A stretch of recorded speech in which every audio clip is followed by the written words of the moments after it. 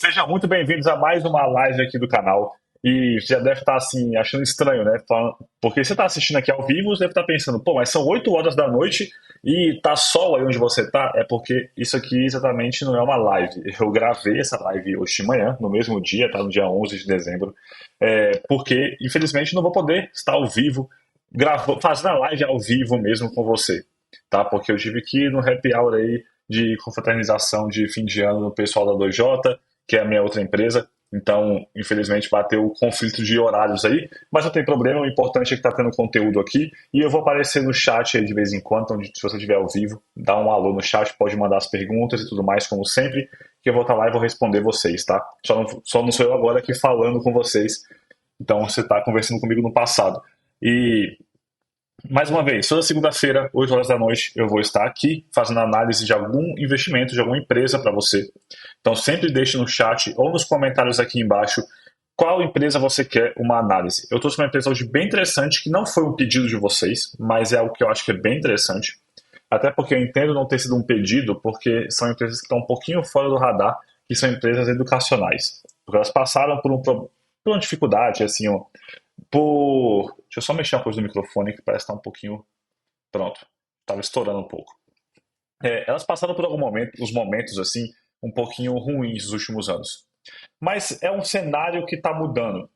Então, por isso que elas estão fora do radar, então por isso que muita gente não pergunta sobre elas. Mas eu acho interessante, até porque meu trabalho aqui, né, é mostrar para vocês o que realmente é legal, o que não é legal também, que é tão importante quanto saber o que investir, é saber o que não investir, e também saber como analisar uma empresa.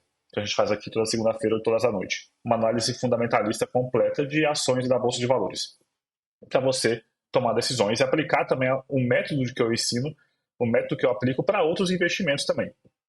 Você que tem dificuldade em saber como que analisa uma empresa, aqui chegou a hora. Então, eu utilizo aqui o método Investidor Alpha, que é um método que eu desenvolvi, né? Que isso é uma pequena parte do método, que o método vai desde o zero até você ter a filosofia de investimentos que eu defendo, até a análise dos investimentos, a montar uma carteira de investimentos e fazer a gestão dessa carteira ao longo do tempo, para você poder viver de renda passiva e construir um patrimônio aí sustentável para você e imune a falhas. Então, se você tem interesse em conhecer mais sobre o Investidor Alpha, também sempre deixo a descrição do vídeo aqui embaixo, da live no caso, um link para você conhecer mais sobre o Investidor Alpha. Beleza? Então vamos lá, porque vamos utilizar um método aqui de análise de empresas. Eu vou compartilhar a tela aqui para a gente começar. Prontinho. Vamos lá. Hoje vamos falar sobre a Edux, uma empresa que é bem interessante, que assim, é uma das mais antigas, é a maior do setor educacional do Brasil, tá? Ela é a maior de todas. Dentre as empresas do setor educacional, ela tem os melhores números e é a mais conhecida. Então, assim, eu vou falar sobre uma dessas empresas. Tem outras empresas do setor educacional. Muitas fizeram IPO assim em 2020, 2021, mais ou menos. Até então só tinha a Croton e a Edux, né? Até 2019, mais ou menos. A Croton virou a Cogna. Só tinha Cogna e Edux. Tinha outras também pequenas, acho que a C, a Anima já estava lá, mas tem outras novas. Então eu vou falar somente de uma delas, que é a Edux, que é a mais famosa e popular. Mas muito do que a gente conversar aqui, vocês vão ver que é questão do mercado como um todo, não somente específico da empresa. E a Edux é uma das melhores empresas desse setor, tá? Que a gente vai ver aqui. A gente pode ver até o histórico dela aqui, Edux 3. Ó, hoje está caindo 1,48%, caindo forte. 1,48% no dia não é absolutamente nada. Mas a gente pega aqui o acumulado do ano, ela já dobrou de valor, tá vendo? 117% de alta. Tava 10, 9 reais assim, no início do ano, já está em 100, tá em 21 reais. Mas se a gente pega prazos mais longos, tá vendo que o cenário não é tão bonito assim. Ela passou por um momento de alta muito forte, ela vai bater mais de 50 reais a ação, a 56, depois caiu e veio despencando. Por que isso aconteceu? Vou explicar um pouquinho, contextualizar aqui o cenário das empresas educacionais, não só da Edux, tá? Da Edux, assim, pô, caiu 14% em 5 anos. A Cogna, o negócio é bem mais feio. Caiu 64%. Tá vendo aqui? É bem mais complicado, assim. Tá vendo como a empresa é mais tensa. A Edux é um pouquinho mais estável. Se a gente pegar o máximo aqui, ele está positivo ainda. Mas a gente pode ver o seguinte. Durante os anos aqui de 2000 e pouquinho, assim, até 2016, mais ou menos, 2015, 2016, a empresa viveu um bom cenário. Até um pouquinho antes de 2016, até 2014, 15. Porque aqui foi o momento que foi o ápice do FIES, né, que era o programa governamental que financiava programas educacionais para pessoas, né, de baixa renda. Então, isso empurrou, conseguiu levar, né, muita gente para dentro de universidades e faculdades. Muita gente que não tinha acesso antes passou a ter, por conta desse financiamento do governo. E essas empresas aqui, como a Edux, elas se beneficiaram muito disso, porque teve uma pressão de um volume de novos alunos gigantesco que não tinha antes. Antes era algo muito mais restrito a uma pequena parte da população, depois expandiu muito. Ficou muito barato para as pessoas poderem acessar. E outra, surgiu também o EAD, né? O ensino à distância. E as pessoas começaram a ter mais computador em casa com o passar dos anos, foi ficando mais popular, computador e tudo mais, internet ficando melhor, foi permitindo o surgimento do EAD. Ou seja, o EAD ele é muito mais barato do que o presencial, o ensino presencial. Ainda teve o FIES que financiava isso. Então diminuiu drasticamente o o custo de um curso superior. Então teve um volume de entrada de novos alunos muito grande. E você pode ver que as ações se beneficiaram muito. Saíram de R$ 4 e foram bater lá em R$ 27. Então, você pegar esses anos aqui, ó, ela subiu ali 500, quase 600% de 2009 a 2014 em 5 anos. 600% em 5 anos de alta. Muito forte. Mas aí o FIES acabou. Ele praticamente morreu, né? E você pode ver que as ações caíram sofrendo com isso. Porque antes estava um crescimento gigantesco e começou a encolher. Se você olhar principalmente em release de resultados e tal de empresas, dessas empresas aqui lá para 2018, 2019, eles mostram isso claramente, eles mostram o pré e o pós-FIES. E como que eles estavam tentando se fazer, né, para conseguir reestruturar todas as empresas educacionais para que pudessem se adequar a um novo cenário ali sem o FIES. E elas voltaram a subir de novo. Até porque nesse momento aqui, até 2019, praticamente tudo que tinha na bolsa subiu, né? Só que aí depois, mais uma vez, veio outra pressão gigantesca nas empresas, chegou a pandemia, e a pandemia bateu muito forte em empresa educacional, porque o curso presencial praticamente acabou. Todas as faculdades fecharam. Algumas faculdades conseguiram migrar alunos do presencial para o EAD, só que teve uma evasão de alunos muito grande, muitos alunos não aceitaram, resolveram trancar as faculdades e tudo mais. Então, e o EAD também, sim, ele é bom com uma grande escala, né? Um negócio meio assim que feito nas coxas não é exatamente o melhor. Então, essas empresas sofreram muito nesse período.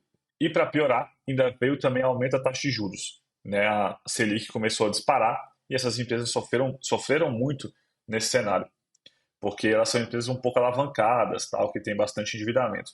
E isso também, a taxa de juros elevada, prejudica todo o mercado financeiro como um todo, né, pelo menos a bolsa de valores. Então, essas empresas tiveram uma tempestade perfeita nesse período.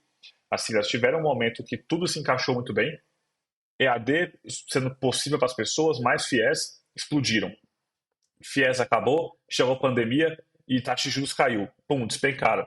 Então você vê que é o cenário que foi prejudicando a empresa. Mas a gente, novamente, agora é o cenário próximo, tá? Futuro. A taxa de juros está caindo, já caiu aí de 13,75 para 12,25 e a tendência é que caia mais nos próximos meses. Então a taxa de juros está caindo, isso é bom para a empresa. E outra, o governo que criou o FIES voltou, né? E isso pode ser que eles vão, pelo menos a promessa de governo, para que o FIES volte. Então pode ser que o cenário se encaixe novamente com esse aqui do início do ano. E outra, o EAD está cada vez mais popular, cada vez mais forte. E o EAD tem margens maiores também que o presencial, tá? A margem de lucro do EAD é maior, porque é um negócio digital, não necessita de um espaço físico gigantesco. E tem muitos cursos que são muito teóricos e pouco práticos. E eles funcionam 100% no EAD. E outra coisa, eles estão focando bastante também em cursos que eles chamam de premium. Os cursos premium basicamente é medicina. Medicina está uma procura muito grande e é um curso que é muito caro e tem uma margem de lucro altíssima. A gente vai ver isso aqui. Então, é uma empresa que, novamente, não só a Edux, como todo o setor educacional, novamente estão se encaixando num cenário que tende a empresa a crescer muito. Tanto que você pode ver que, olha só, que nos últimos meses, né? A ação estava R$ 6, já passou para 21.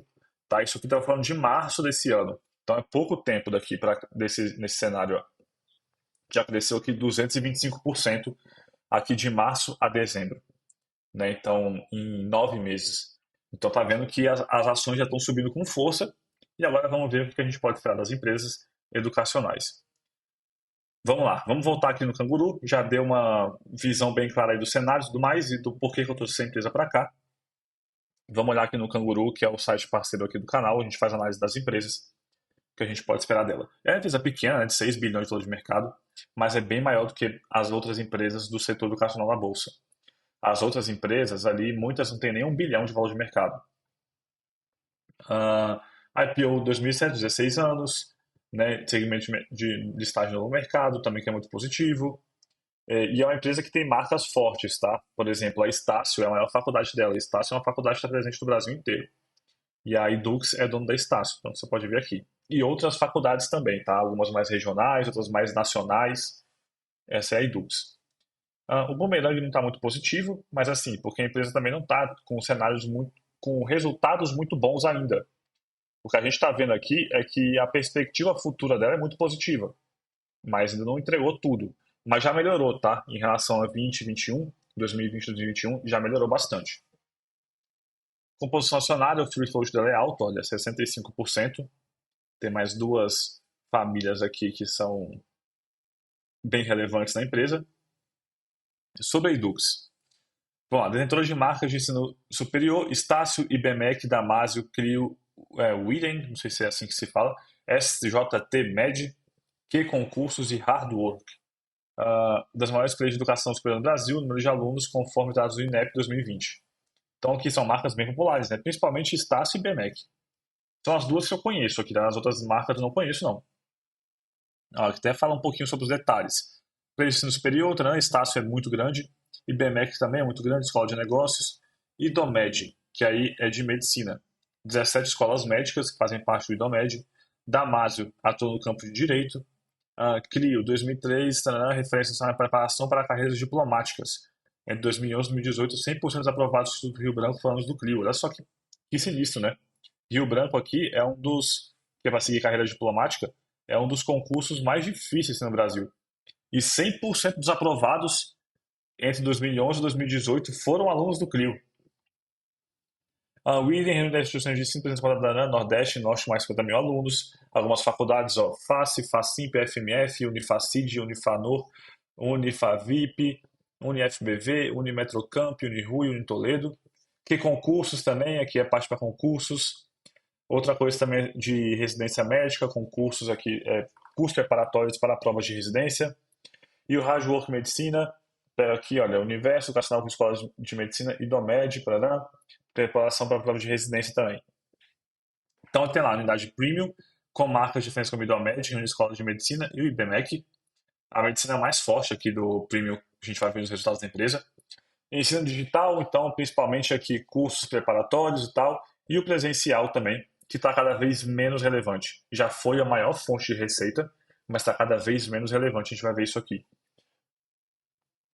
Parará, beleza. Mantenendo a instituição de ensino superior, possui 21 centros universitários e 49 faculdades listadas pelo MEC. Então é bem grande, né? Somando isso aqui, dão 70 unidades de ensino. Capitalidade nacional com 105 campos,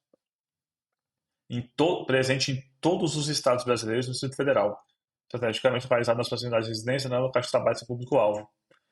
Em 2021, no fim do ano, a base de alunos era de 1.243 mil alunos, ou seja, 1 milhão de alunos, na verdade, né? 1.243 mil alunos. É muita gente, né? Vamos lá. Então deu para ter uma visão da empresa, né? Educacional, principalmente em ensino superior, tá? Ensino superior e cursos preparatórios. Porque se você for olhar a Cogna, por exemplo, você vai ver que tem ensino fundamental lá, tem outras linhas de negócio, a C educacional também. Mas aqui a Edux é focada em ensino superior e cursos preparatórios. Fatores de risco da companhia. Enfrentamos concorrência significativa em cada curso que oferecemos e em cada mercado geográfico em que operamos. E se não competirmos com eficiência, poderemos perder participação do mercado com atividade. Ou seja, está dizendo que é um mercado altamente competitivo, o que é verdade. O ponto que o FIES trouxe, né, foi que durante o FIES abriram faculdades a rodo no Brasil inteiro. Porque ser dono de faculdade virou um grande negócio. E começou a abrir faculdade para todo lado. Muitas faculdades com qualidade bastante duvidosa, né? Mas não deixa de ser uma competidora. Podemos ser responsabilizados por determinados eventos que possam ocorrer nas unidades. Isso aqui está falando, né? Principalmente por casos que no Brasil, felizmente, não é tão comum assim, mas acontece em universidades, principalmente nos Estados Unidos, né? Cenas de violência, esse tipo de coisa. No Brasil, pelo menos, isso não é tão comum. Se não conseguirmos manter a qualidade de ensino e de infraestrutura em toda a nossa rede, nem obtivermos nota de avaliação positiva nas nossas unidades e de nossos alunos, poderemos ser afetados adversamente. Está falando aqui sobre a qualidade do ensino. Se tiver aí não manter padrão de qualidade, o MEC pode até retirar, né, a licença ali para poder oferecer um certo curso. Nosso endividamento pode afetar negativamente os negócios. Então, é uma empresa que tem um endividamento bastante alto. Inclusive, ela maqueia esse endividamento no seu resultado, tá? No release. Só que, por sorte, utilizando o método alfa, você utiliza a planilha 80/20, né?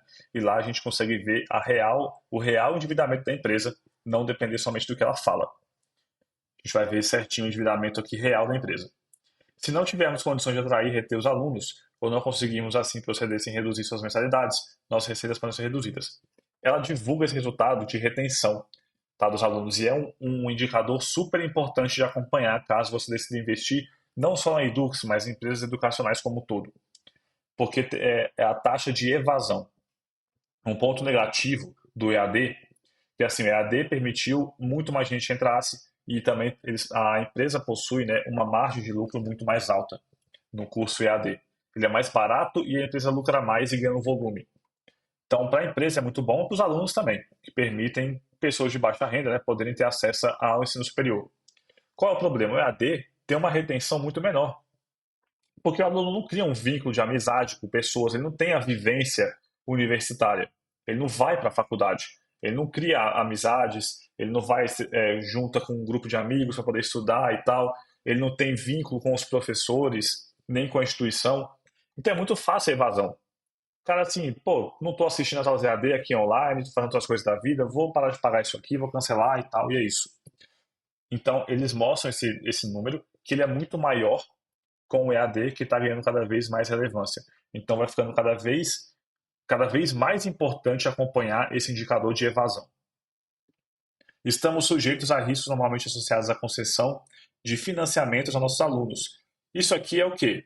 Com o fim do FIES, principalmente, que o FIES é o programa de financiamento educacional, as faculdades passaram a tentar financiar elas mesmas os alunos. Assim, beleza, o governo vai financiar mais, então a gente vai fazer seu financiamento. Tá? Você paga aqui, por exemplo, somente metade do ensino agora e você pode pagar a outra metade depois que você se formar, porque você vai estar no mercado de trabalho, vai estar ganhando dinheiro e fica mais fácil, umas coisas assim. Só que muitas vezes as pessoas não pagam, né? Podem deixar inadimplente ali. Então isso pode ser muito perigoso. E ela também divulga esse número, que é o chamado PDD, igual dos bancos, tá? Que do banco, no caso, é quando a pessoa pega um empréstimo e não paga esse empréstimo, e aí o banco faz uma provisão para isso. As empresas educacionais fazem o mesmo no caso do financiamento que elas oferecem. Então, isso aqui são os fatores de risco da companhia.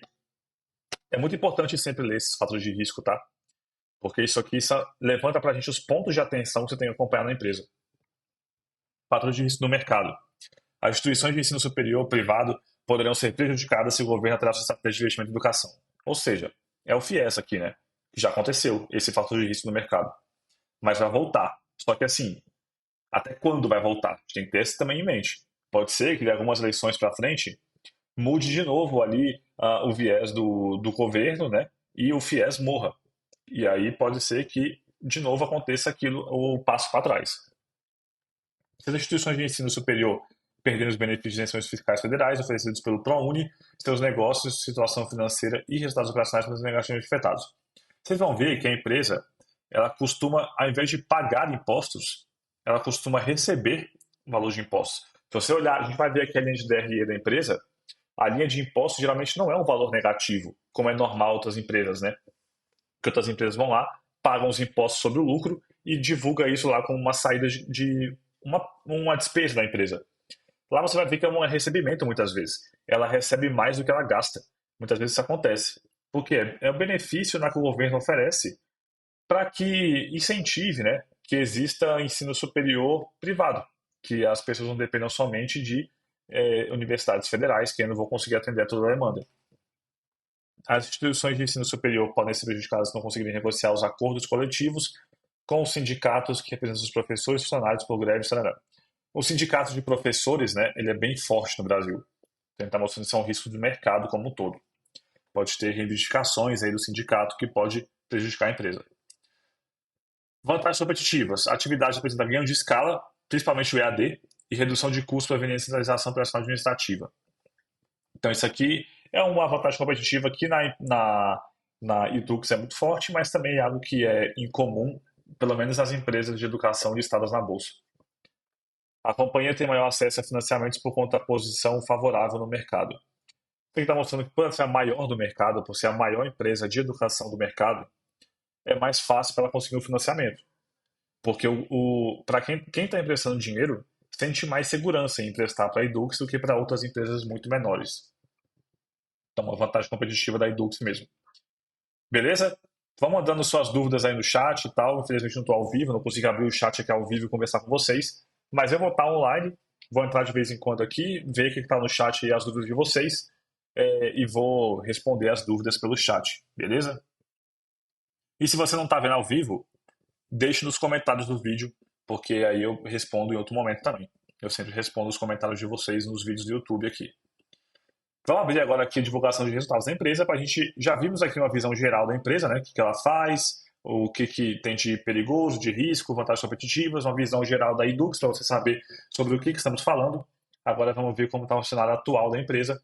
Depois vamos passar para... Aqui, ó. Depois vamos passar para a planilha 80/20 para ter uma decisão, tomar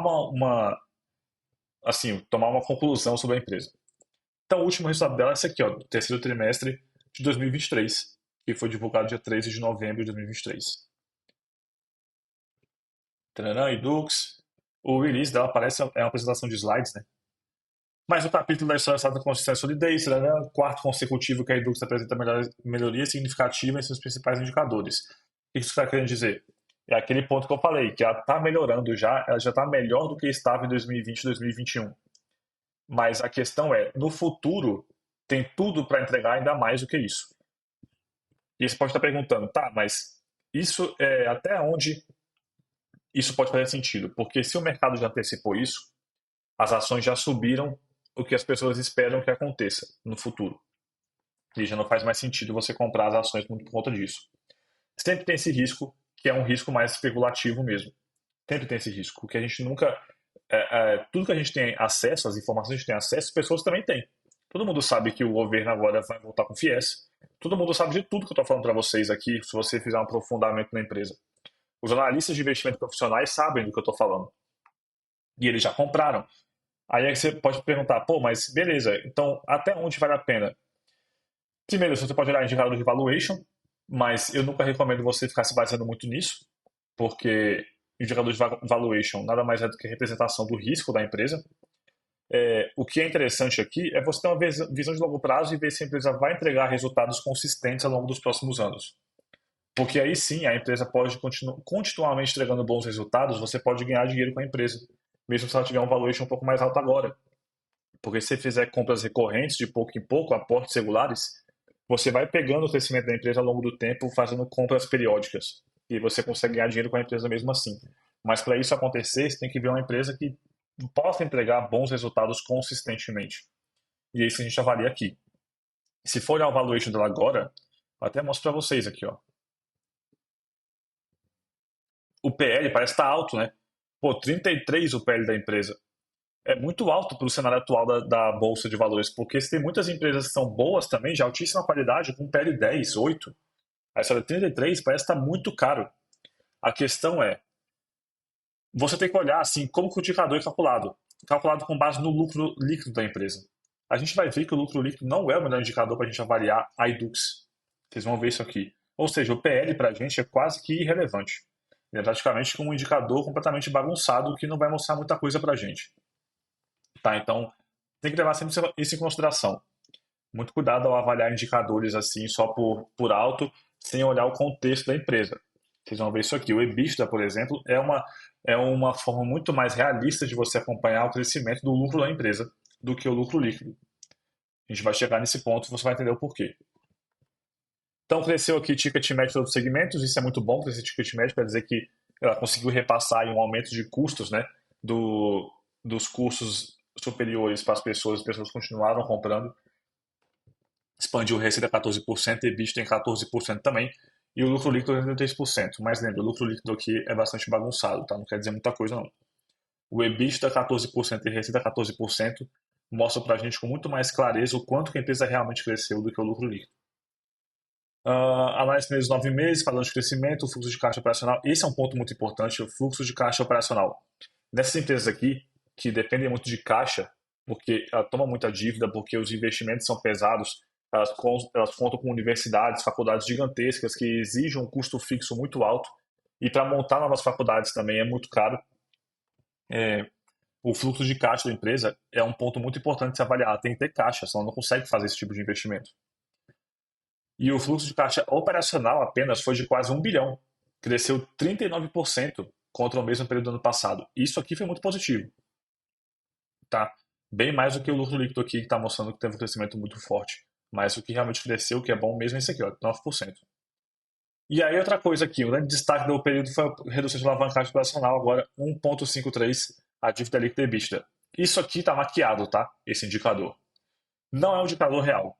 A gente vai calcular o indicador real na planilha 80/20. Por quê? Porque ela faz um ajuste aqui no EBITDA, um ajuste contábil. Vocês vão ver, ela considera um EBITDA diferente do que o que realmente é o verdadeiro, somente para deixar o número mais bonitinho aqui. Então a gente tem que tomar sempre esse cuidado aí, né? Por isso que a planilha 80/20 é tão importante. Como temos demonstrado nos últimos ciclos, combinação de portfólio diversificado, disciplina de execução geral 2 fortalezas para a Edux, resiliência nas crises e forte alavancagem operacional, aumento de tomada econômica. Então, beleza. Vamos avaliar mais aqui os detalhes. Olha lá, o fluxo de caixa operacional cresceu de 9%, isso é muito positivo. Esse crescimento aqui é muito bom. O EBITDA X e IFRS 16, esse é o ajuste contábil que eles utilizam, tá? Que a gente vai desconsiderar ele, porque ele utiliza a dívida líquida sobre um ajuste, sobre uma forma de contabilidade. Isso aqui é somente um modelo contábil de você contabilizar ali os ativos e também uma DRE, tá? Porque eles têm que seguir um padrão de contabilidade, que existe um padrão que a CVM exige. E aí, às vezes algumas empresas fazem ali eles calculam o indicador, o número, né, com uma contabilidade diferente, que não é errado, mas é somente outra forma de você analisar.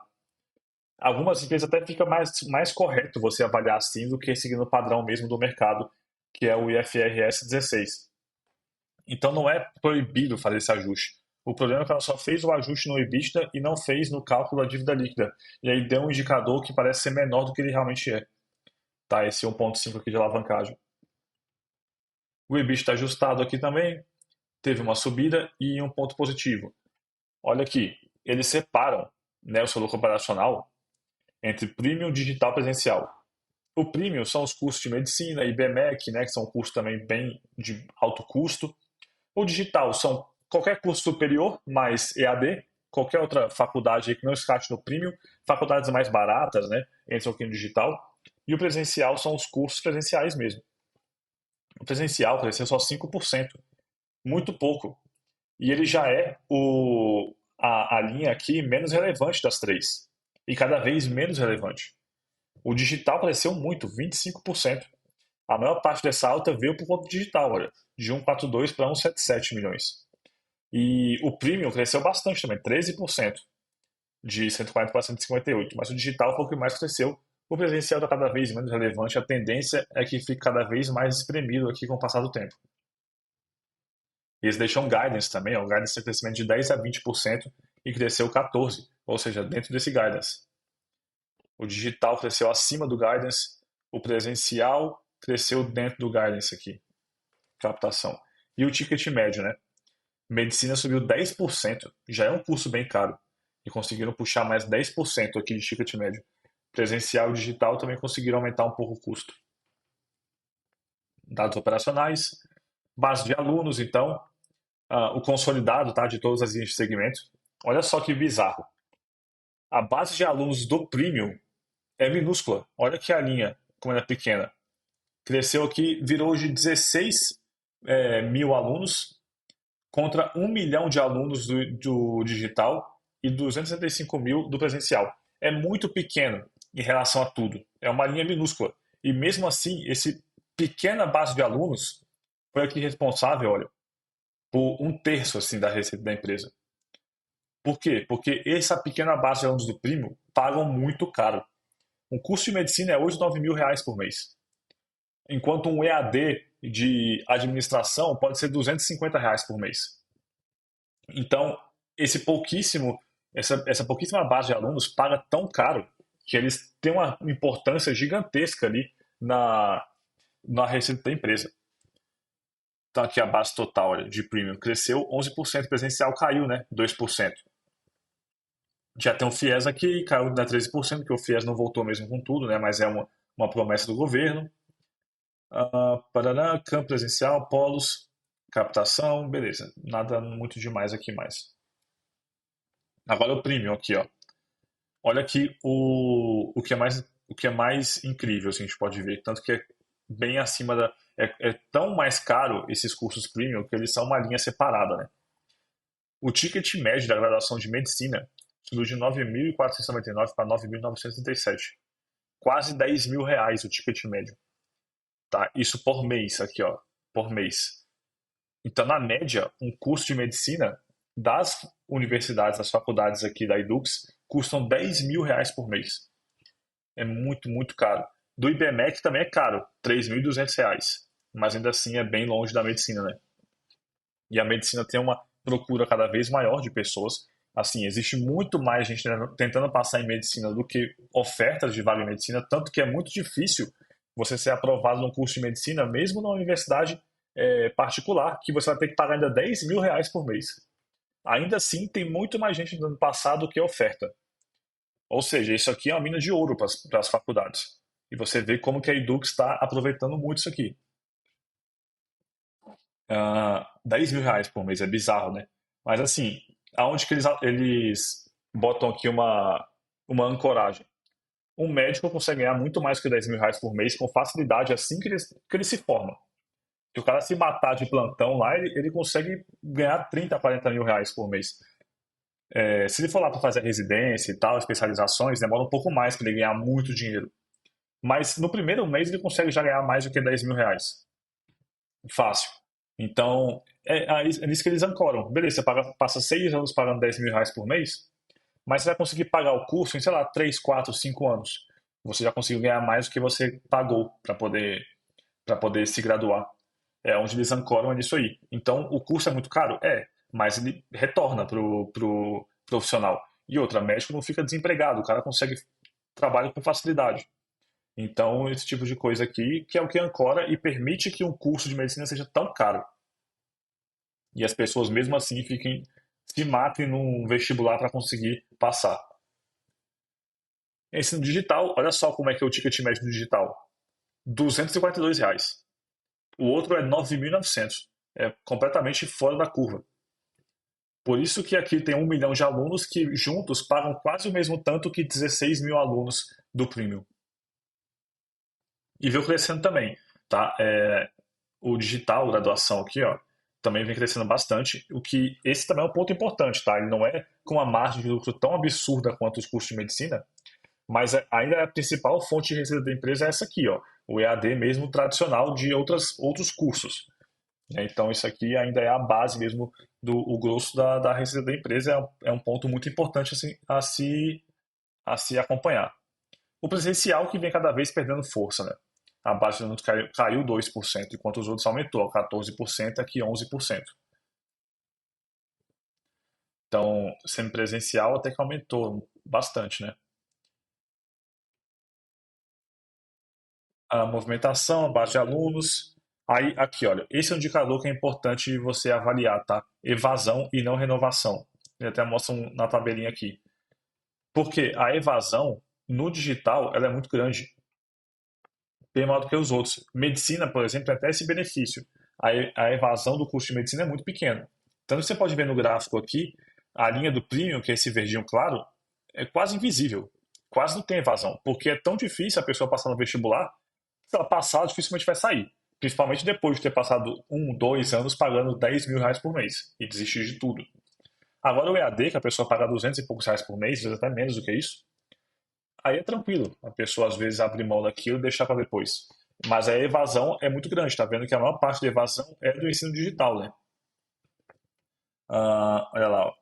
Evasão, tararã, e não renovação no digital aqui, olha, 21%. Já é acima do resto, né? O premium é 7 e o presencial é 18. O digital é que tem o patamar mais alto. Esse é um ponto que tem que ficar acompanhando, tá? Pelo menos aqui a captação foi quase que em linha com a evasão, tá vendo? Conseguiu pegar novos alunos ali para repor um pouco dessa evasão. E aí conseguiu ter uma base de alunos maior no final das contas. O que ele mostra pra gente é isso aqui, ó. Nesse mesmo período de 2022, essa era a base de alunos. Quando chegou no terceiro trimestre de 2023, essa era a base de alunos. Cresceu um pouquinho, né, ao longo do ano. Aí ele fala, ó, quem se formou, ou seja, quem deixou de ser aluno, quem se formou, foi esse número aqui. Quem desistiu dos cursos, evasão, foi esse número. Mas conseguiu captar mais isso aqui. E aí chegou ao número final de 793 mil alunos. Um pouco menor, né, do que em comparação ao trimestre anterior, como você pode ver. Mas maior em relação ao mesmo período de 2022. Dados financeiros, o que é importante a gente avaliar aqui sempre? Vamos lá, aqui olha, que interessante.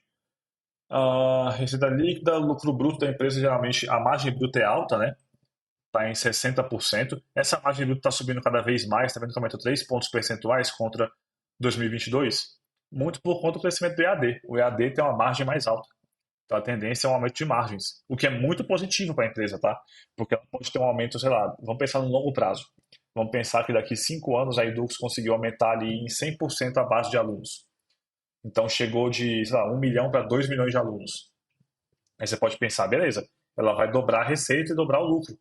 Só que ela pode mais do que dobrar a receita. Se ela conseguir aumentar as margens, enquanto a base de alunos subiu 100%, pode ser que o lucro da empresa, a sua receita não, mas o lucro da empresa cresça 150%.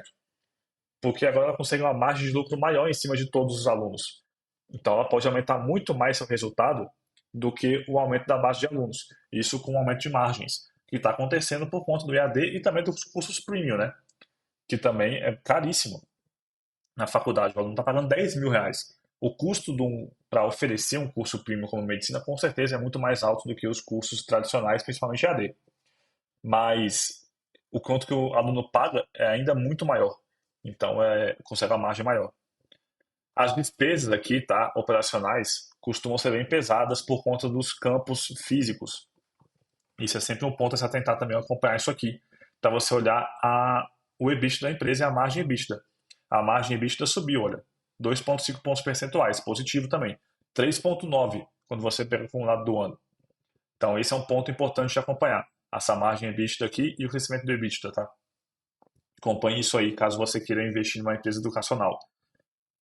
E aí, acaba que o lucro líquido fica muito bagunçado, por quê? Depreciação e amortização é um valor muito grande. Isso é um número, uma linha que não tem efeito caixa na empresa, né? Por exemplo, como ela tem muitos espaços físicos, muitas universidades pelo Brasil, existe uma depreciação em cima de todos os materiais. O quadro que fica na sala, o projetor, as cadeiras e as mesas, tudo aquilo tem uma depreciação, que de tempos em tempos a universidade vai ter que substituir aqueles equipamentos. Só que a depreciação e amortização é algo que vai acontecendo com o tempo, né? Por exemplo, você pagou ali, vamos dizer que você pagou R$ 1.000 no quadro negro que fica na sala. Aí vamos dizer que aquele quadro depois tem uma vida útil de 10 anos. Tá? Daqui 10 anos aquele quadro vai ter um valor zero, vai para o lixo. Como que contabilmente você faz isso? Você pode calcular isso de uma forma linear, ou seja, todo ano vai caindo 10% daquele valor. Então você tinha ali R$ 1.000 no início do ano, no ano 2 você já tem aquilo que vale R$ 900, ou seja, você teve uma perda de depreciação de R$ 100. Mas você não concorda comigo que, na verdade, a universidade não pagou R$ 100, é somente um bem que ela tem que vale menos? Então a depreciação e amortização é isso. Ela bagunça um pouquinho isso aqui. Parece que a empresa lucrou menos. Só que ela não lucrou menos. Ela não gastou 194 milhões de reais nesse trimestre. São somente os bens que perderam 194 milhões de reais de valor. Mas não é algo que você tem que ignorar. Por quê? Em algum momento ela realmente vai ter que comprar um quadro negro. E ela vai comprar de uma vez, mais R$ 1.000 de novo. De uma vez só numa lapada. Só que contabilmente ao longo desse tempo, às vezes distorce um pouco o resultado da empresa. E aqui são valores altos. 194 milhões é quase metade do EBITDA da empresa. Então isso aqui reduz muito o lucro líquido da empresa. E outra, os impostos bagunçam também. Tá vendo esses valores positivos? É aquela questão que eu falei, às vezes consegue ter mais recebimento do que pagamento de impostos por conta do ProUni e tal, dos benefícios fiscais do governo. E aí o lucro líquido fica um pouco bagunçado. 93 milhões aqui, em relação ao EBITDA da empresa. Tá? Então a gente tem que acompanhar mesmo a evolução da empresa, ficar um pouco mais certo olhando pelo EBITDA. Opa. Tanto que ela bota aqui EBITDA ajustada, margem EBITDA ajustada e tal, porque isso aqui é importante de acompanhar. De certa forma foi bom o resultado, né? Aí receita, tal, beleza. Aquele ponto que eu falei da medicina como que é bizarro, né? O prêmio foi 949 assim, milhões de reais de receita. 746 só de medicina. O digital foi aqui, olha, 1,3 milhões. Sendo a quantidade de alunos que está aqui é absurdamente maior do que está aqui. Receita, parará. Isso aqui, olha, são os custos, tá vendo aqui de aluguel e tal, outros custos de condomínio, IPTU, são custos altos para essas empresas. Então, um ponto também de se acompanhar aqui, tá? Se esses custos não aumentam muito mais do que aumenta a sua receita. E aí isso pode comprimir muito o resultado da empresa. Despesas comerciais costumam ser pesadas também. E o PDD. Esse é um ponto importante também de acompanhar, tá? O PDD é a provisão para devedores duvidosos. Ou seja, é o financiamento que a faculdade faz para o aluno e aí ela já pega assim, olha, eu acho que tantos por cento dos alunos que eu estou financiando não vão me pagar. Eles vão dar o calote. Para a empresa não tomar uma porrada desprevenida, ela pega parte do dinheiro dela e provisiona, deixa guardado, falando assim, ó, a gente financiou aqui, sei lá, 500 milhões para os alunos, mas estou considerando que não vou receber 100 milhões desses 500. Então vamos deixar 100 milhões guardados aqui na PDD, porque se realmente isso acontecer, esse dinheiro está guardado e beleza, não recebemos, mas a gente já se planejou para isso. Isso é a PDD. Então é um ponto de se acompanhar, porque se o que realmente acontecer de inadimplência for muito maior do que a provisão, isso pode ser ruim para a empresa. Tá? E geralmente o aumento de PDD mostra que a empresa está vendo que deu ali crédito para alunos que de forma muito errada. Que ela tá vendo ali que pode tomar um calote maior do que estava pensando anteriormente. Então a PDD é um ponto importante de se acompanhar para não ficar muito pesado. Cresceu 5,7% no ano, né? E reduziu aqui despesas com vendas e marketing. Isso aqui não costuma ser muito bom porque isso pode prejudicar o resultado futuro da empresa. Reduzir despesa com vendas e marketing, isso aqui é um investimento, né? Não é muito como uma despesa. Beleza? Paraná. Vamos começar a acompanhar isso aqui já no, cadê? Na planilha. Tá bom, a gente fez isso aqui. Posição de caixa, que é um ponto importante também, né? Que a empresa tem muita dívida. A amortização da dívida, olha como é que ela vem. Não é um prazo tão longo, a maior parte é 2025, 2026. Ela vai ter que ter caixa para isso. Beleza. Bora lá. Vamos partir aqui para a planilha. Opa, não é aqui não. Quero aqui, ó. 150 é muito, né? 125 tá bom. Vamos lá. Já botei os resultados aqui, tá? A análise 3020, para quem não sabe, ela é do método Investidor Alpha, que eu disponibilizo essa planilha aqui para os alunos, para eles poderem pegar, e eu ensino também ao longo das aulas como que você utiliza essa planilha, tem muito mais abas do que isso aqui. Mas aqui é seguindo o princípio de Pareto, tá? Que é para você focar em 20% do que você pode olhar numa empresa, mas aqueles 20% que trazem 80% do resultado.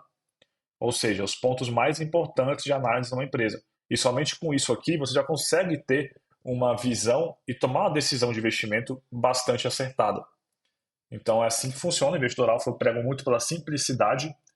E caso você queira conhecer mais sobre o Investidor Alpha, ver o que eu ofereço lá, que vai muito além do que somente análise de empresas, tá? Eu sempre deixo aqui embaixo na descrição do vídeo para você poder abrir o link aí, o site, e acompanhar e poder aprender mais com o Investidor Alpha. Entrar, né, no Investidor Alpha.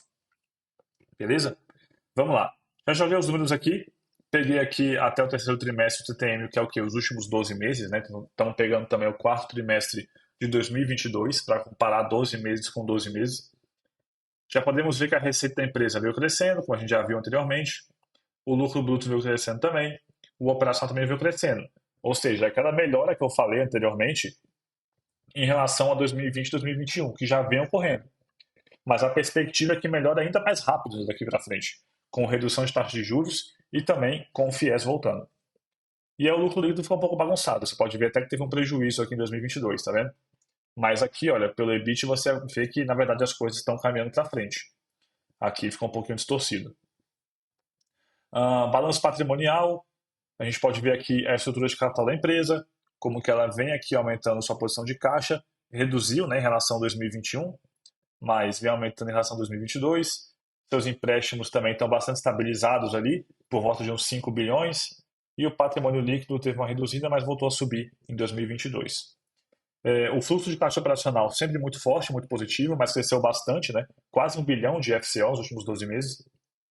Depreciação e amortização muito alta. O CAPEX também é bastante elevado, porque é uma necessidade da empresa. Isso aqui é um CAPEX bem alto, né? 494 milhões. Isso aqui é mais da metade do lucro operacional, né? Em CAPEX. É metade praticamente do seu fluxo de caixa operacional. Então, porque isso aqui é para quê? O que vai sair nesse CAPEX aqui? A substituição, por exemplo, de equipamentos que já não prestam mais, como por exemplo o quadro. Dessa depreciação aqui, esse aqui mostra o que de fato estão gastando. Pô, vou ter que substituir cadeiras na sala de aula. Vai sair do CAPEX. Vão ter que trocar o ar-condicionado da sala. Vai sair do CAPEX. Esse tipo de coisa. E também, assim, vai montar uma nova unidade, uma nova faculdade.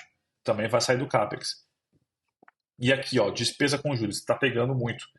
A gente já viu de forma geral aqui nas lives de segunda-feira como que empresas que têm um endividamento estão sofrendo muito com despesa com juros. Tanto que você pode ver que ela dobrou em relação a 2021, né? Sendo que a dívida, na verdade, diminuiu em relação a 2021. A dívida diminuiu, mas a despesa com juros dobrou. Por quê? Em 2021, a Selic estava em quê? Em 6%, 7%, foi subindo ao longo do ano, né? Mas vamos botar uma média no ano de 6%, assim. Já nos últimos 12 meses, a média é de 12%, 13%. O dobro, né, da Selic. Então, por isso que ela está pagando tanto com juros. Tantos juros. E está muito pesado. 558 milhões de despesa com juros, isso aqui é o quê? Uns 2/3 do seu lucro operacional? É muito que está pagando em juros, muito mesmo. E aí a parte de dividendos e amortização está um pouquinho ali travada, né? Porque é uma empresa também que ela foca muito em crescimento, então ela não vai pagar tanto dividendo assim. Ela foca mesmo em crescer receita e crescer lucro. E também porque está sobrando pouco dinheiro para pagar dividendos por conta da despesa com juros, né? Despesa com juros e CAPEX. Somos dois aqui, olha, já está chegando em 1 bilhão de reais. Já é mais do que o seu FCO. Então ela está sofrendo um pouquinho, não está sobrando muita coisa, mais ou menos isso, né? Vamos lá, endividamento. Tá vendo como aqui as coisas estão um pouquinho não tão legais. Diferente do que aqui, olha, vamos lá, voltar aqui, ó. Lembra que lá no início, vamos ver agora o dado real. Aqui, ó. Ela falava que a dívida líquida sobre a EBITDA era 1,53. Tá? Esse indicador mesmo que ele fala bem aqui, ó. Aqui, ó. 1,53 dívida líquida EBITDA. Como que a planilha, qual valor a planilha achou? 2,6 desse indicador. Esse é o valor real, tá? Aqui é o valor maquiado. Por isso que a planilha é tão importante. Tá vendo como que as pessoas me perguntam muitas vezes, por que você calcula os indicadores que às vezes as empresas divulgam? Ou então alguns sites divulgam para você. Tem vários sites de análise de empresas que já divulgam esse indicador. Porque eu não confio. Eu prefiro eu pegar os números mesmo, tá? E eu ver de fato qual que é a realidade. Então você pode ver que às vezes acontece de ser divergente. Esse é o valor real. Ali é o valor com ajuste. 2,6 melhorou bastante. Antes estava acima de 3, é perigoso acima de 3, é bem ruim já. 2,6 é um valor que está abaixo de 3, que é um número bom, mas está no limiar, está no limite, né? Não está tão confortável assim. Ela conseguiu isso porque o seu caixa subiu mais do que sua dívida no último ano. Por isso que o indicador aqui diminuiu. E o EBITDA subiu também, né? O EBIT aqui, o EBITDA nada mais é que o EBIT mais depreciação e amortização. Esse é o EBITDA. Por isso que é EBIT mais o DIA de depreciação e amortização. e aí a gente chegou no valor mais confortável. Então, assim, beleza, já melhorou bastante, mas ainda assim não está tão bonitinho como a empresa divulga. Liquidez corrente está muito ok, dívida bruta sobre patrimônio líquido sempre foi muito alta, é normal, porque é uma empresa que envolve muita dívida mesmo. Você pode ver por esse indicador aqui, ó, esse número aqui, quanto mais alto, mais ela mostra para a gente o quão importante é e quão dependente a empresa é de financiamento com dívidas. Já viu aqui em outras empresas que esse número aqui é 0,1, 0,2. E se você olhar os números da empresa, você vai ver que é uma empresa que tem pouca dívida e às vezes tem muito caixa, empresa que gera muito caixa operacional. Então são empresas que não, elas conseguem se financiar com tranquilidade somente com a sua própria operação. É um tipo de financiamento muito mais seguro. Esse financiamento aqui é um financiamento mais arriscado. Por quê? Senão vai acontecer igual está acontecendo agora. Ela tem que continuar tomando dívida, tem muita dívida, só que a dívida está muito cara.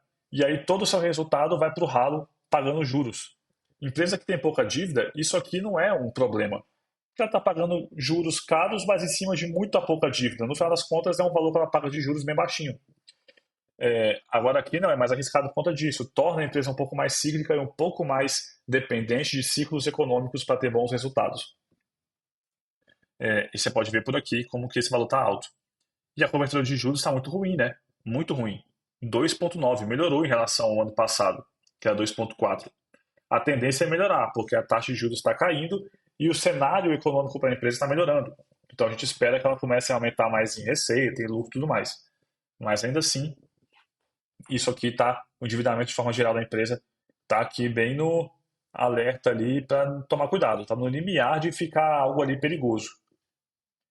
As suas margens, a margem líquida é muito bagunçada, como a gente já viu, né? É um valor muito baixo, mas a margem bruta e operacional vem subindo, né? Muito por conta do EAD. Você pode ver que a bruta operacional, olha como vem subindo ao longo dos anos. Porque o EAD tem margens mais altas e os premium também têm margens mais altas. Então, se eu fosse fazer aqui a expectativa, né, do que eu espero nos próximos anos é que as margens aumentem cada vez mais, porque o EAD está ganhando cada vez mais força e os premium também estão ganhando cada vez mais força. Então, a tendência é que essas margens melhorem com o tempo, o que é muito bom para a empresa. Rentabilidade, os indicadores da empresa não são muito bons, né, ROI, ROA e ROIC, porque é uma empresa que o financiamento dela é muito caro, né? Então, seus indicadores de rentabilidade não são os melhores, é caro para ela conseguir se financiar. A gente pode ver isso pela sua geração de valor, como ela é baixa, né? 3,3%. Melhorou bastante em relação aos últimos anos. Mas vamos voltar àquele ponto. A empresa tem uma boa perspectiva para o futuro, mas ela não está entregando ainda todo o resultado que se espera nos próximos anos, tá? O FIES não voltou com tudo, a taxa de juros ainda está alta, a economia está vendo que pode dar uma melhorada nos próximos anos. Ela não conseguiu se livrar 100% de algumas sequelas da pandemia. Então a gente pode esperar melhores resultados, tanto de rentabilidade como geração de valor no futuro, nos próximos anos. Por enquanto está ruim, mas está melhorando. É isso que a gente está vendo. Crescimento, ela tem um payout sobre o FCL, que é o mais importante, sobre o lucro fica muito distorcido. Isso aqui a gente pode até ignorar. Mas sobre o fluxo de caixa livre, bem confortável, né? Ela paga aqui, ela paga nos últimos 12 meses só 52% do seu fluxo de caixa livre. Porque ela tem um CAPEX muito alto esse CAPEX é para investimento em expansão, em manutenção das suas unidades. Ou seja, ela poderia pagar mais dividendo, mas ela não paga porque ela quer crescer para lucrar muito mais no futuro do que lucra hoje. Né? É uma estratégia da empresa. Então, basicamente aqui é isso. Receita e EBIT também crescendo bastante nos últimos anos. A receita nem tanto, né? Mas o EBIT cresceu muito. Aqui por enquanto é isso. Daqui a pouco vamos voltar aqui para tomar aqui para a gente chegar à conclusão da empresa. Não esqueça de mandar as dúvidas aí no chat, tá? Que eu estou sempre de olho. Quer dizer, agora não que eu estou gravando a live, mas eu vou estar entrando de vez em quando aí na live ao vivo para poder responder vocês. Opa, que Slack aqui. Vantagens competitivas. Vamos lá. Isso aqui, ele abriu o Slack mesmo. Isso aqui eu já preenchi, tá? Eu já preenchi esses valores aqui. Eu vou explicar cada um deles. Por exemplo, vamos olhar agora as vantagens competitivas da empresa. Existem muitos concorrentes aqui na parte de rivalidade entre concorrentes utilizando as forças de Porter. Existe, é um mercado bem competitivo, tá? Tem bastante faculdade por aí. Eu poderia até botar um valor um pouco menor. Por que eu não botei um valor tão pequeno aqui? Porque ela, pelo menos, é líder no mercado. Ela é grande, né? E ela tem alguns cursos mais premium, como IBMEC, medicina e tal, que aí a competição é um pouco menor. Agora, em cursos de direito, administração, publicidade, cursos mais populares, aí a competição é brutal. A empresa é líder em market share. Eu botei 7 porque ela é, mas ainda assim é um mercado muito pulverizado. Tá? Ela é líder, mas ela não é líder absoluta. Concorrentes possuem fortes vantagens competitivas? Muitos até possuem, tá? Tem grandes empresas também educacionais na bolsa. Você tem a Cruzeiro do Sul, você tem a Cogna, você tem a Ser, você tem a Anima, você tem outras aí também se você pesquisar, se baixar. E também são empresas com algumas vantagens competitivas, tá? Então por isso eu botei 7 aqui. A empresa possui muitos fornecedores, já partindo aqui para o poder de negociação com fornecedores. Aqui ficou ruim a nota, né? Rivalidade com concorrentes. Mostra que é um mercado bem competitivo. Com fornecedores. Aqui ficou bom a nota. Foi o melhor aqui das cinco forças. Foi a força que teve a melhor nota. Ela tem um bom poder de negociação com fornecedores porque ela não tem muitos fornecedores. Ela fornece um serviço educacional. O máximo que ela tem de fornecedores ali são, por exemplo, desenvolvimento de software, né, plataformas ali de educação online e tudo mais. Só que por ela ser muito grande, ela consegue ter um bom poder de barganha com essas plataformas. Então ela não possui muitos fornecedores, em pontos específicos mesmo. É possível trocar, até que é, mas dificilmente o fornecedor vai querer que ela troque. Porque imagina, o fornecedor que oferece lá um software para Estácio. Pô, a Estácio deve ser o maior cliente do cara. Ele não vai querer perder esse cliente. Então, aí está essa pergunta aqui. A empresa é muito dependente de fornecedores? O fornecedor é mais dependente dela do que ela. Né? Chegou aqui em 8,7. Poder de negociação com clientes. A empresa possui muitos clientes? Possui. A gente viu que ela tem mais de 1 milhão de alunos. Quase 1 milhão, na verdade, né? Acho que não chega a ser 1 milhão. Não lembro de cabeça agora. É muita gente. E também um mercado endereçável muito grande. Então, botei aqui um 8. A empresa possui uma marca bem reconhecida? Possui. As suas universidades, tal, centros universitários, são bastante populares. O IBMEC é muito famoso, o Estácio é muito famosa. Então, são marcas bem reconhecidas. Os produtos são muito desejados? Eu botei um 7, porque a maior parte dos seus cursos, principalmente os EAD, eles não são muito desejados. A pessoa faz porque é o que encaixa na rotina dela, ela pode trabalhar e fazer o EAD ali quando ela tiver com tempo livre, ou por ser muito barato, então ela tem condição financeira de pagar, mas não é que é muito desejado. Né? As pessoas não estão ali loucas para poder se formar em administração, ou publicidade, ou direito, ou engenharia, pela Estácio. Não é muito desejado. É porque muitas vezes é o que encaixa com a rotina da pessoa, então faz mais sentido para ela fazer isso do que ela passar numa federal que tem que ficar estudando em cursinho durante muito tempo e depois passar o dia inteiro dentro da universidade federal, que pode ser mais desejado. Mas ela teria que até parar de trabalhar muitas vezes para poder encaixar isso. Ameaça de novos concorrentes. É difícil estar nesse mercado? Eu botei 7 porque não é tão difícil assim. Com o FIES voltando, vai ter uma explosão de novas faculdades pelo Brasil de novo. O mercado está se inovando? Eu botei aqui um 6 como ponto positivo, porque de certa forma ele está. O EAD está chegando cada vez mais forte e novas metodologias de ensino, um pouco menos tradicionais de sala de aula mesmo, estão chegando. E isso abre espaço para que novos concorrentes com novas soluções possam surgir. A questão é, essa nova solução pode ser entregue pela Edux, né? Não por um concorrente. E vai ser bom para eles.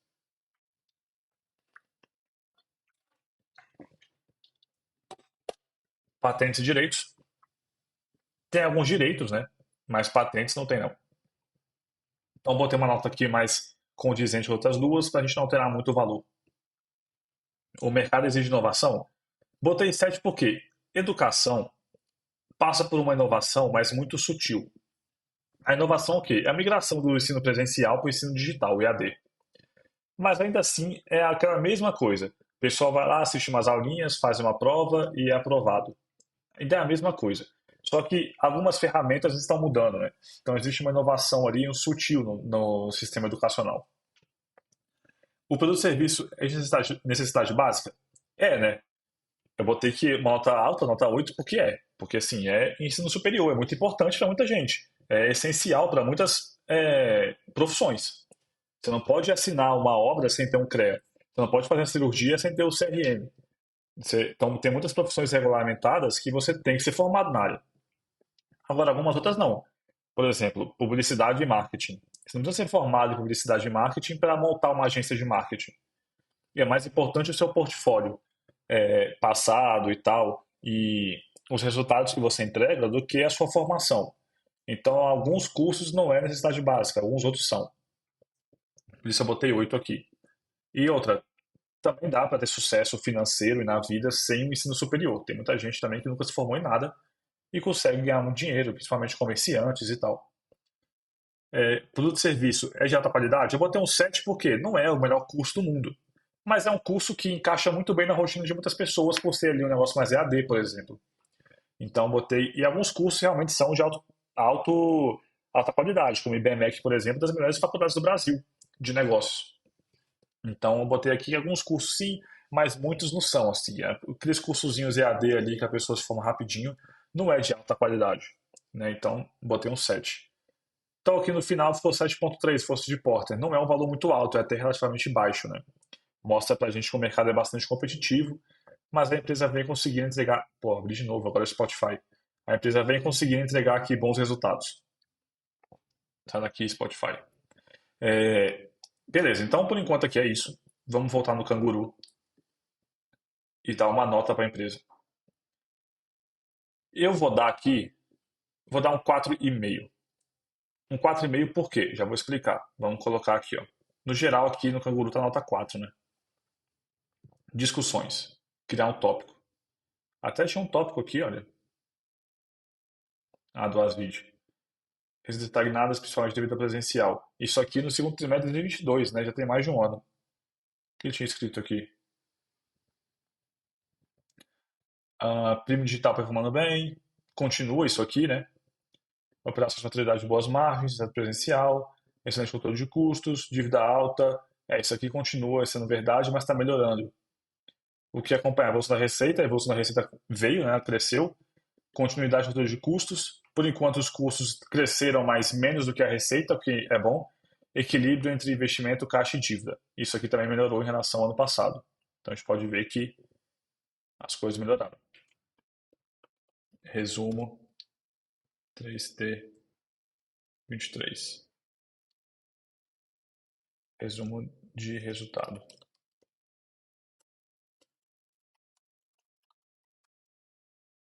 Vamos lá. Vamos botar aqui o seguinte. É, Empresa com boa perspectiva futura devido à possível queda de juros e retomada do FIES. Ah, vamos botar assim, ó. Empresa, para não repetir empresa, muito dependente de dívidas para se financiar, mas fez uma boa gestão de caixa durante o momento mais desafiador que enfrentou. Pronto. Ou seja, teve pior ali, por exemplo, a dívida ficou alta, é, a despesa com juros ficou muito alta, mas já passou pelo pior e a empresa continua forte. Então, é isso que eu estou querendo dizer. Ela conseguiu fazer uma boa gestão ali durante isso. Ah, segmentos premium e digital. Ela chama de digital, né? Eu não lembro exatamente qual é o nome que ela coloca. É digital. Com forte e alta. ah, Indicando um aumento de margens para o longo prazo. Para os próximos anos, vou botar assim.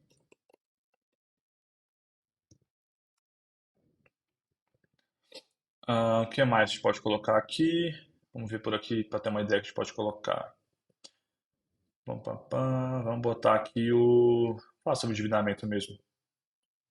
Você viu que eu já falei, né? Vou botar assim: empresa com boas vantagens competitivas em um mercado bastante competitivo. E agora o link, né? Se bem que eu tô sem o link do vídeo porque eu tô gravando ele agora. Vou deixar assim por enquanto. Então é isso aqui de resumo.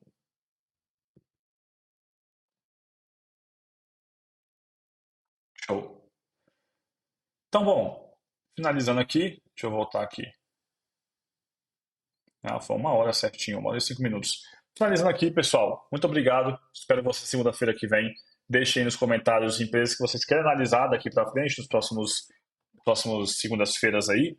Deixem aí nos comentários que a gente vai acompanhando, analisando junto com vocês.